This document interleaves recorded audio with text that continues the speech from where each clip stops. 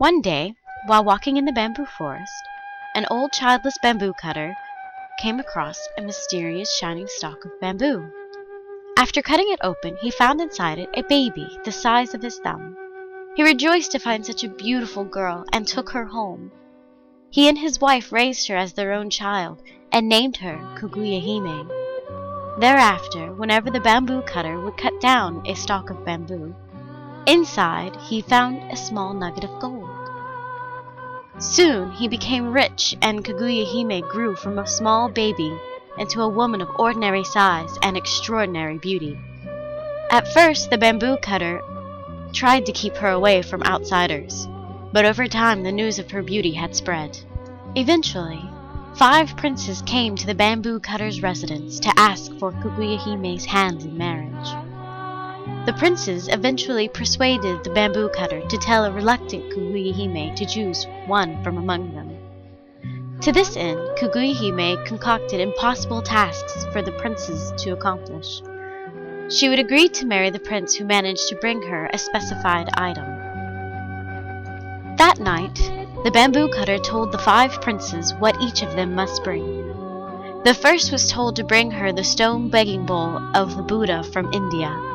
The second was told to retrieve a jeweled branch from the island of Penglai. The third was told to seek the legendary robe of the fire rat of China. The fourth must retrieve a colored jewel from a dragon's neck. The final prince was told to find the cowrie which was born from swallows. Realizing that it was an impossible task, the first prince returned with an expensive bowl. But after noticing the bowl did not glow with holy light, Kaguya Hime saw through his deception. Likewise, 2 other princes attempted to deceive her with fakes, but also failed. The fourth gave up after encountering a storm, while the final prince lost his life in an attempt to retrieve the object. After this, the Emperor of Japan came to see the strangely beautiful Kaguya Hime. Upon falling in love with her, asked her to marry him. Although he was not subjected to the impossible task that thwarted the princes, Kaguya Hime rejected his request for marriage as well, telling him that she was not of his country and thus could not go to the palace with him. She stayed in contact with the emperor, but continued to rebuff his requests. That summer, whenever Kaguya Hime saw the full moon, her eyes filled with tears. Though her adoptive parents worried greatly and questioned her, she was unable to tell them what was wrong. Her behavior became increasingly erratic until she revealed that she was not of this world and must return to her people on the moon.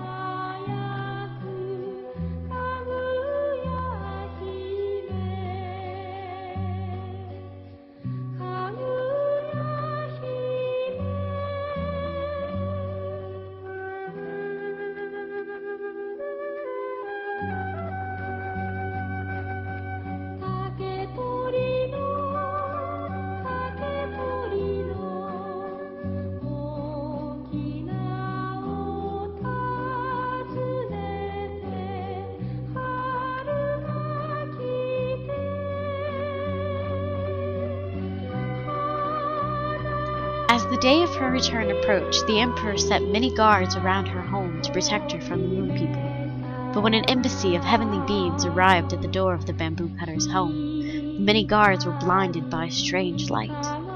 Kaguya Hime announced that, though she loves her human friends on Earth, she must return with the moon people to her true home. She wrote sad notes of apology to her parents and to the emperor, then gave her parents her own robe as a memento.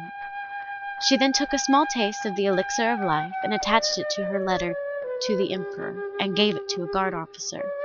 As she handed it to him, the feather robe was placed on her shoulders, and all of her sadness and compassion for the people of the earth were forgotten. The heavenly entourage took Kaguya Hime back to the capital of the moon, leaving her earthly foster parents in tears. The parents became very sad and were soon put to bed sick. The guard officer returned to the emperor with the items Kaguya Hime had given him as her last mortal act and reported what had happened.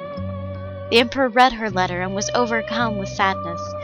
He asked his servants which mountain is the closest place to heaven, to which one replied, "The great mountain of Surgical province is the closest to heaven." The emperor ordered his men to take the letter to the summit of the mountain and burn it, where they hoped that his message would reach the distant princess. The men were also commanded to burn the pot of elixir of immortality, since the emperor did not desire to live forever without being able to see her.